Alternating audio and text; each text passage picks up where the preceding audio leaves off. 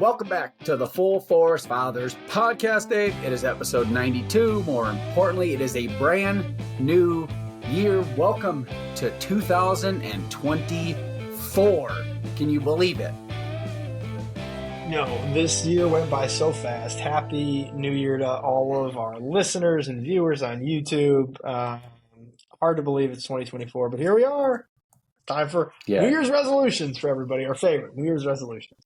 New Year's resolutions that nobody will pay attention to or actually follow through for more than 2 weeks, and all that other stuff that goes along with New Year's resolutions. Just want to let everybody know, all of our faithful listeners, we did not have an episode last week. That wasn't the plan, but Christmas, just kind of the way the weekend fell. Dave had work, I had work, families here and there, people visiting. We did not put out a Christmas episode, but we apologize for that. But once again, we are the model of consistency, and it just didn't, the chips didn't fall for an episode last week, but we are back and better than we were in 2023, now that it is 2024. And before we jump into numbers, because it is a new year, I want to start with the Bible verse first, because the Bible verse ties into the new year. So I'm going to jump right into the Bible verse, and it comes from 2 Corinthians 5:17. Therefore, if anyone is in Christ, he is a new creation. The old has passed away. Behold, the new has come. So 2 Corinthians 5:17, the old is gone. 2023 is gone. The new is here. 2024 is here. We are fresh into 2024 too. We're only a day into this thing, and we're rocking and rolling, dude. We're headed to Colorado this weekend to do some skiing and visit my brother, because my kids got a whole month off. It seems like, for Christmas break. So happy New Year to you, Dave. Happy New Year to your family. Anybody in my world knows that New Year's is not the greatest time. This marks 17 years that my brother passed away on New Year's Eve. So it's a long ass time that he's been gone. Feels like it was yesterday. So not much to report on New Year's Eve for us. We just hang out, and I don't watch the ball fall, and that's about that for me. Yeah, New Year's never been a big thing for us either. Spoiler alert, recording this before my trip to New Orleans for the Sugar Bowl. Otherwise, I would have mentioned it, because New Year's Eve I will be spending in New Orleans, and New Year's Day doing the Sugar Bowl. So as you're listening to this, I'm either really happy or really pissed. One or the other. If Texas won, really happy. If they lost to Washington, really pissed. There we go. That is it. So today's episode 92. There is a couple of legends on the numbers list. Yes. A couple of legends. The first one I'm going to start with, because it is the New Year's episode. My brother, 17 years passed away. Those who know me, my brother was the biggest Green Bay Packer fan. He is a diehard. Brett Favre was his favorite football player of all time. And he actually was, maybe TMI for some of you, but I'm real. I'm very open. My brother was buried in a Brett Favre jersey and a Packers hat, because that was his favorite athlete. He, at least he got to see them win a Super Bowl. And when Favre beat the hopeless Patriots in the Super Bowl, and then went back and lost to John Elway. I remember him being crushed for that. But anyways, this first guy on the list, he is, dude, when you think Green Bay Packers, you think Reggie White. I know he was an Eagle. Everybody. But when you think Green Bay Packers, you think Reggie White, you think Favre, you think the Super Bowl year, you know what I mean? And just an absolute monster on a defensive line. He was the end of an era. He was the end of like those 80s big, like, you know what I mean? When you played at Philly, you played at the Vet with the old turf and all the guys that used to get injured, you know what I mean? And then he went to Green Bay and he played at Lambeau in the snow, and Favre and you name all the guys on those teams, dude. It was just phenomenal. Desmond Howard on that Super Bowl winning team. But yeah, so Reggie White, statistics, 10-time All-Pro. There's, his statistics are off the charts. 198 career sacks in only 230 games. So, how many Pro Bowls did he go to? 13 in a row at one point in his 15-year career. He did have 3 sacks in the Super Bowl, which was awesome, because remember, never got the ring with the Eagles, because the Eagles were awful a lot of the years that he played there. And he did retire as the all-time leading sack man in the league. decade team in the 80s and the 90s. I mean, we can go on and on about Reggie White, dude. The greatest number 92. Phenomenal. I know the next guy on the list gets a lot of accolades too. So he, at one point had the single season sack record and all that other stuff. But 92 is Reggie White's number. Yeah, dude, it really is. And as good as Michael Strahan, the next guy on the list, is, so you compare it to Reggie White's numbers, it's not even funny. So they both played 15 seasons. You said Reggie White had 198 sacks. Strahan had 141.5, which is nothing to sneeze at, but it's still significant, almost 60 sacks off the pace. Okay. So a lot there. Strahan did win 2 Super Bowls. All-decade team in the 2000s, 5-time All-Pro, 7 Pro Bowler. Certainly a great career with the Giants. I always hated watching them suit up against the Cowboys. They always made our life a little more difficult. So Michael Strahan, number 2 on the list, but definitely Reggie White's number. Until you bring in a NASCAR reference, and we've got a 92 in the NASCAR world, so Reggie White's got a little competition for the old number 92, and his name is Herb Thomas. He drove the fabulous Hudson Hornet. Do you remember the Hudson Hornet from the Cars movie? There it is, the Hudson Hornet. Herb Thomas, he drove one of the Hudson Hornets. 42 wins of his 48 wins career came in the 92 car. He won 2 Grand National Championships, and he has the highest win percentage all time at 21.05% of his starts that he got the win. And that's pretty impressive. That's pretty impressive. When you think about the amount of drivers these guys are going up against, that stat, by the way, you have to have a minimum of 100 starts to qualify for that win percentage total. So, Herb Thomas, good old Herb. Good old Hudson Hornet. Yeah. Which is, like you said, it's funny. We walked through Winter Haven last week. On Christmas night, we went through Winter Haven, and they was 2 back-to-back houses side by side. They were Cars. Themed homes, and one of them, obviously they had the old truck, the old Hudson Hornet car, and Mater, and all those good stuff. So, yeah, Tow Mater, and it was pretty cool. One thing I do want to say, and it's kind of ironic that Michael Strahan and Reggie White are on the same list, but remember when Strahan set the single season sack record? I forgot the year. And who did he sack? You remember who he sacked? Who he sacked in air quotes? It's probably Tony Romo. No, it was Brett Favre, and I'll never forget it because Brett Favre literally laid down for him, and he just touched him. He never actually you want to break the single season sack record, you want to light somebody up, and Brett Favre saw him coming and had no clue, and he literally just laid down for him, and Strahan touched him, and that was the sack record. That's so funny. 92 is like I said, I don't even know, man. We're talking about 2 of the greatest defensive linemen, defensive end, whatever you want to call them. The other thing about Strahan, don't forget, he's famous, for the space in his teeth.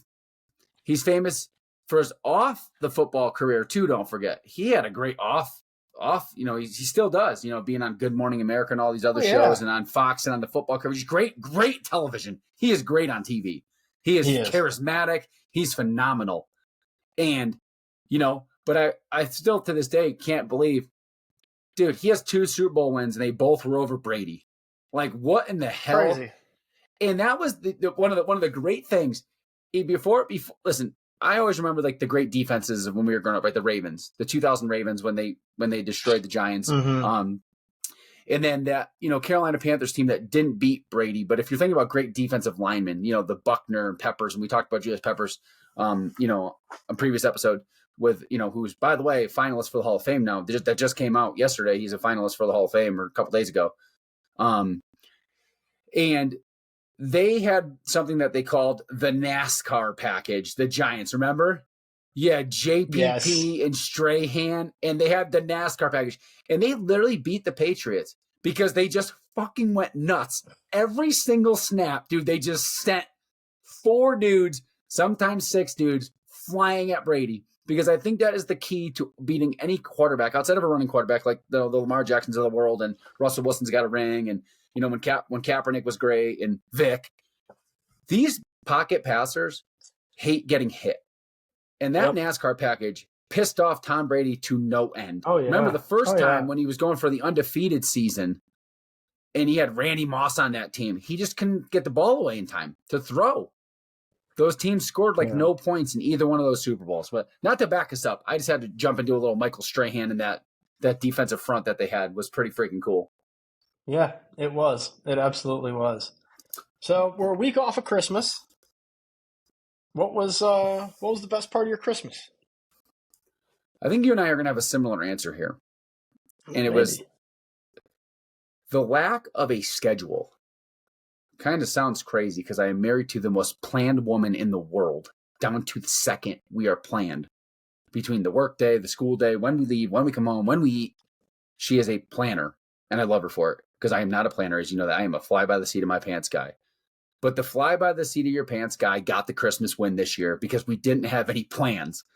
Christmas Eve, we stayed home. We went to church. We stayed up late. We watched movies. Christmas morning, there was no alarm because we didn't have to go anywhere for Christmas dinner. So we got to stay in our pajamas for most of the day, work out, watch Christmas movies. Dean did big Christmas dinner just for us. And it was awesome. And then the best thing about it is, like I mentioned, we went to Winter Haven, dude, and that was not even scheduled. We were just like, it was 2:00 in the afternoon. She's like, hey, you want to go to Winter Haven tonight? Maybe a good idea. I said, sure, let's go. Who cares? Because we had no plans. That was my favorite part of Christmas, was the fact that we literally got to enjoy it with each other. No outside people, no anything like that. It was just us, and it was phenomenal. Yeah, you nailed it. That was the exact same one for us. Christmas Eve, we went over to a neighbor's house. It was a lot of fun. We just kind of hung out with another family, had a great time with that. Was home in a decent hour. Kids were in bed. Christmas Day, woke up. Bryce was up early. I knew he'd be up early, so I got up with him. Waited for Kendall to get up. Then we did the whole Christmas thing. It was great. Didn't have any expectations of what needed to happen. We didn't have anybody coming to the house that we needed to entertain or make sure dinner was on the table by a certain time.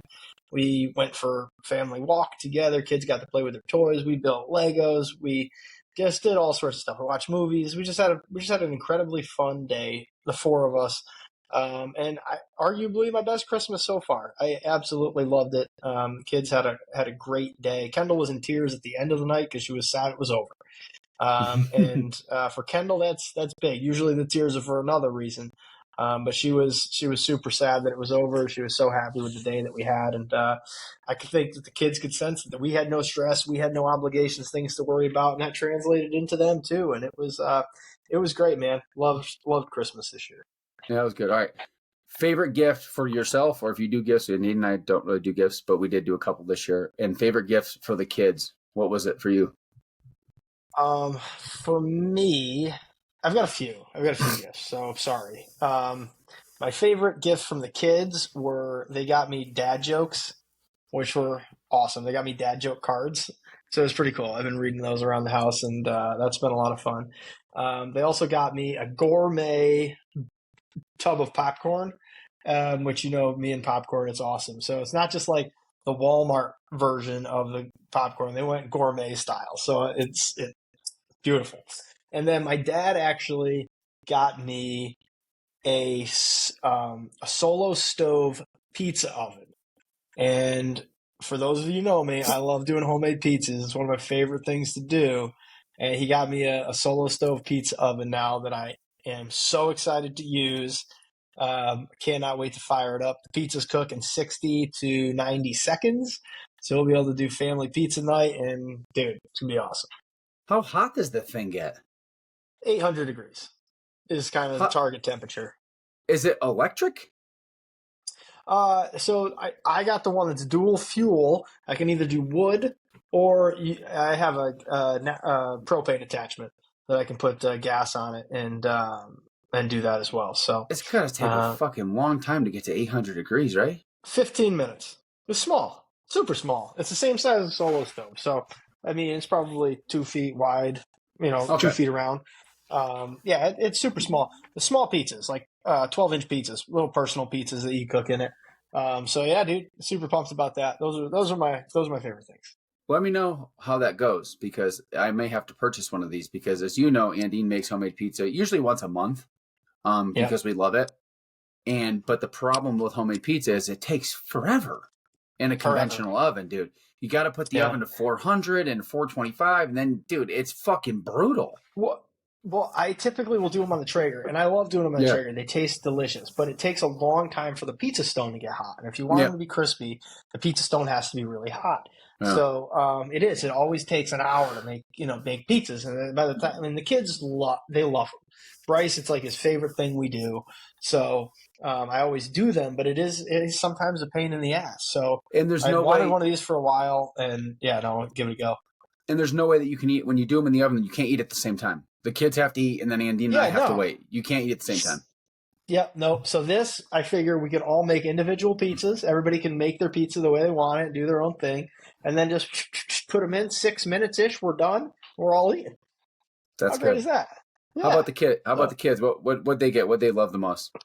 Oh man, Bryce got a new bike. He's needed a new bike for a while, so he got a new bike and scooter. But his favorite gift, okay, that's what I love about kids. His favorite gift was a pack of football cards in the bottom of his stocking from Santa Claus. That he got a Patrick Mahomes, a CeeDee Lamb, a Nick Bosa, a Deebo Samuel, and a Justin Jefferson, all in the same pack of cards. And he lost his mind. He carries around with them everywhere. He's like, "Dad, I just can't believe I got all these cards." He's like, "This is just the best thing ever." And he's just the best. I just That love it. is He's just so happy about some football cards, and it warmed my heart. And yeah, but he got all these other things. He got a bunch of brooder trucks that he loves playing with. But the pack of cards, that was his favorite gift. And Kendall, her favorite gift was probably her Michael Jordan jersey. She's wanted a Jordan jersey. She really likes playing basketball now. She's been getting into it, and then she's been looking at some old basketball clips and seeing Jordan. She wanted a Jordan jersey, so she got it, and she's super pumped about it. Is it the old classic Chicago in cursive, or is it Chicago in bold letters Jordan? It's the black Chicago jersey with the pinstripes. Yeah, with the block lettering. So More importantly, the 23 or the 45. Oh, it's the 23. Okay. Yeah, no other jersey. Yeah, that's good. That's. Listen, it's like the Jordan. It's like the flu game 12s are the greatest Jordan shoe ever created. The black and red 12s are, in my opinion, the greatest Jordan shoe ever. That's the greatest 2-year period of Jordan shoes ever. The 11s and the 12s. The 11s with the patent leather ring on the bottom, and then the 12s are the two. In my opinion, that's the greatest 2-year stretch back to back. Of Jordan shoes ever created. Yep. How about Case? What Case you get for Christmas? Anything good? Anything exciting? What a Case you get for Christmas? She got a strap for her bag. A strap for a bag, dude. Good for her, dude. Sounds economical, dude. Bag. No, not economical. Nope, not economical at all. Am I missing something? I'm missing something. A strap for a bag. Am I missing context here? Yes. So a couple of years ago, when I started traveling, I had a little extra money. Casey always wanted a Louis Vuitton bag, so I got her one. Got her a nice Louis Vuitton bag. She was super thrilled.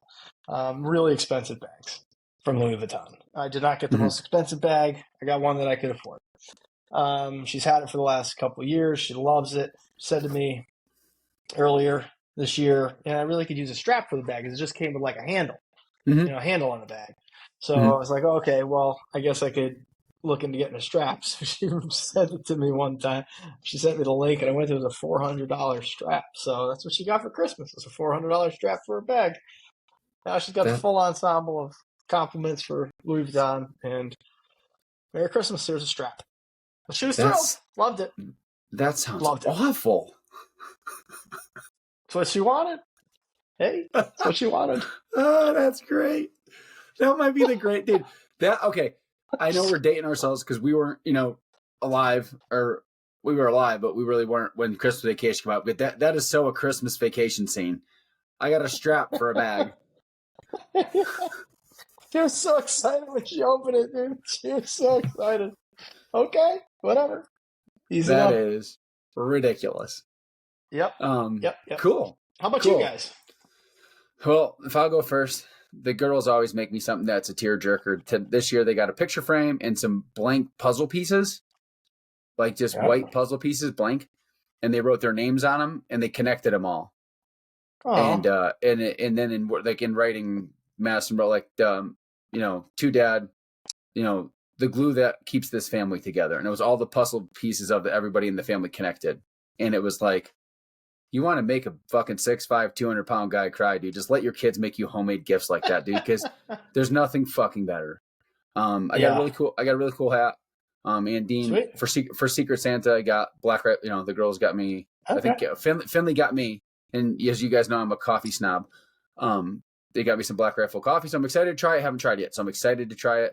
I have high hopes. Sweet. And then I got a hat that has an AR-15 on it. I don't have it with me. Probably should have worn it. Sweet. I'll wear it for next week's episode. But I got a hat that has an AR-15 on an American flag. Those are Sweet. we don't as a little different. We don't do gifts in my house really, like gifts. That's just not what we do. And then the girls, each just got a bunch of little shit. I think the coolest gift that was given this year, Caroline got the coolest gift. As you all know, Caroline is a sugar freak. She loves root beer soda, anything that's sugar, not chocolate, not baked goods. Caroline loves sugar. She likes to rot your teeth out sugar. And I've said that on the show before. So Santa brought her her own mini fridge, like not like a half-size dorm room fridge. I'm talking a little mini thing that's like the size, and it holds a six-pack of soda in it. And she got a little tiny mini fridge and a 6-pack of root beer. And dude, you want to see the happiest kid on earth? Dude, sold. Awesome. She didn't need another fucking present in the world besides that. So that was the coolest gift given, I think. Obviously Madison got the big one this year. As we've discussed the whole cell phone thing, we got her a phone, and it's for texting and for calling, and I've let Andine kind of take control of the parental controls of that nonsense. Because what kind of phone is it? It's an Apple phone. It's an iPhone, but it's wherever she found it. So it's not like, you know, our phones or whatever they have like the 16 cameras and all the other stuff. Yeah. It's like an iPhone. It is a 14, but it's like a base model or something. I don't fucking know. Yeah. As you know, my argument, I'm 100% against it. So that's one argument that I wasn't winning. So either way, you know, like I said, if any kid was going to have a phone, it'd be her because of how mature she is. So, yeah. And I'm coming around a little bit, you know, it's been a week, but you know, I think it's cool that she sends me texts. You know, the other day when I was at work, she sent me a text or things like that. And then she got, you know, some new she needed a new pair of snowboarding pants, which she got. And then she got some bright little bracelets and stuff. And then Finley, who is just the best kid ever, as everyone knows, she got a keyboard to play music. Cool. A little dee, you know, plays Twinkle Twinkle Little Star and all that stuff. That's great. And then all she wanted for Christmas was a stupid thing called the mermaid corn. Yep, what? It's called a mermaid corn, like mermaid, CORN, like a unicorn, but it's called a mermaid corn. And it's this stuffed animal thing that comes in an eggshell, and you open it, you break it, and then the stuffed animal's in there, and it comes with a bunch of little bullshit in there. So on Finley's Christmas list this year, she wanted a mermaid corn, a keyboard, and a fairy corn. So it's the same thing as a mermaid corn, but it's a fairy. Okay. My sister bought her the fairy corn, so she got the fairy corn, and then she got the mermaid corn, and then the keyboard. And she literally said, "Dad, I got everything I wanted on my Christmas list." And I'm like, dude, best fucking kid ever, dude. That's awesome. And then Andine got a keychain that's like a leather engraved keychain that says "Best Mom Ever." And then she got Victoria's Secret gift card because I don't buy that type of stuff. I'll just supply the gift card. You go buy what you want. So that's what she got. Even though I enjoy walking around the store, let's be honest, I'm a guy, so I enjoy walking around the store. It's not, I can't stop thinking about Christmas Vacation when he's talking. Well, hey, tis the season line, can you, Russ? Tis the season to be merry. Well, that's my name. No shit. You know what I mean? These are similar to what I'm wearing right now. You know what I mean? That's what I think of when I walk in. Great. Yeah, it's so great. But no, the puzzle piece thing was the one that it always gets me, man. When the kids get me homemade gifts. Last year they made me the glass ball jar with all the little reasons in there why I'm the best dad and stuff. It's cool. But overall, dude, great Christmas, dude. But I can't get over the fact that we didn't have a schedule. You know what I mean? That was just the best gift we could have got. highly recommend for the other fathers out there, if you've got a Christmas coming up, maybe you don't want to travel, maybe you don't want to do a lot of hosting, just lock it down for a day. So you know what, we're just doing a family thing today. It was awesome. It really was. There's definitely something nice about being around family when you are near family, but like for us, we're not anywhere around. It was a lot better than trying to force something or get on an airplane and travel and do the whole thing. Absolutely loved it. Yep. Yeah, no, it's cool. It's way cooler this way that we did. So, but yeah, so that's Christmas in a nutshell. Moving on to the New Year, you and I both don't agree with New Year's resolutions. That's not our thing because they're just it's a manufactured, go buy a gym membership, type of thing, and then you forget about it in 2 weeks. So, looking forward to the New Year. I mean, what's anything big? I mean, any big, for me, I think the easiest thing to say, and I do it every year now, those of you that listen to the show, and Dave does too, 75 Hard starts next week. So if you are interested in taking control of your life, if you're interested in getting better in all aspects of your life, financially, physically, spiritually, you need to work on your discipline. You need to work on it. We will forever, till the day we die, preach about 75 Hard. And we're starting on the 10th. So January 10th, because like I said, we're going to Colorado this weekend, get home, no excuses, but we're going to start on the 10th. I won't be driving 10 hours and whatnot. So if you are in and ready, you're going to hear me talk about 75 Hard for the next 75 days worth of episodes that we have. Because starting next week, we will begin, and I'm looking forward to it again. After you get through this holiday season, you always put on a couple pounds, or it doesn't even have to be that. It's not even about the weight. It's not a fitness program. It's a mental toughness program. But you just get lax. Everybody does. I do. You do. We all get lax this time of season. You stay in your pajamas a little longer. You don't set your alarm a couple days. You eat some more extra cheesecake. You know what I'm saying? So, please, I can't stress it enough. Don't buy into the New Year's resolution bullshit that you're never going to stick with. Jump onto something like 75 Hard and start with us. You have a brotherhood here, 2 fathers that have done it. We have the results to prove from it, what it does to you mentally and physically. And I'm telling you, dude, it's better than your Planet Fitness. Nothing to go, dude. I'm not knocking any gyms. If you go to the gym every day, good for you. Congratulations. Yeah. But it's not a gym membership. It's something that's worth way more. By the way, it's free. It's a fucking free program. It doesn't cost you anything unless you want to buy the app. You don't have to buy the app. I bought the app for $4 and I can use the app for the rest of my life now. You know what I mean? Yeah, it's not a bad deal. It's a pretty good deal if you think about it. Good return on investment there for the amount of time it's going to be 75 Hard in your life for $4. It's great. Yeah. Nah, I'm excited to do it. I'm a little nervous about doing it. Don't get me wrong. It's always a tough time of year. It's cold. We're in the winter. It makes getting up a lot harder, which is great. I mean, that's the point, man. The point is to be hard. It's not called 75 easy. It's called 75 Hard for a reason.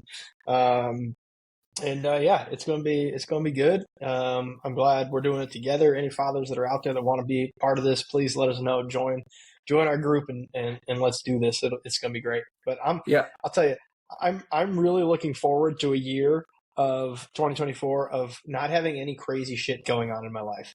I'm not renovating bathrooms or renovating a house, moving that I know of. We're just locked in, man. This is the first time in a really long time that we're just locked in. I'm super excited for that. If we move, it's going to be to the woods, and you're not going to need to take your shit with you anyways. Leave it all behind. You're not renovating anything. That's good. No, and the other thing that you're going to hear from us over the next course, the next 75 days, is the amount of people that do start 75 Hard that just fail instantly with the questions that they ask. They don't understand about drinking 1 gallon of water when it's just drinking 1 gallon of water. I saw one yesterday, dude. Greatest thing. Somebody posted, "Hey, I'm starting 75 Hard on January 1. I know it says 2 45-minute workouts and one has to be outside, but is it okay if both are outside?" I'm like, you've already failed, dude. Don't even start the fucking program. Just don't even start the program. If you can't, dude, Andy is not the sharpest tool in the shed. He will tell you that. He's a very smart businessman and all that stuff, but he will tell you he comes from nothing. He's a fat kid, blah, blah, blah, blah, blah, dude. Here's 75 Hard. Drink a gallon of water. End of story. Work out twice a day, 45 minutes each, one of them outside. Read 10 pages in a self-development, self-help book. Actual book, no audio book. Sorry, no, I can't even not laugh when I do this. No alcohol. End of story. Stick to a diet plan. End of story. And then take a fucking picture of yourself. It's really not that hard. And it's pretty much self-explanatory. Like, you could just do it.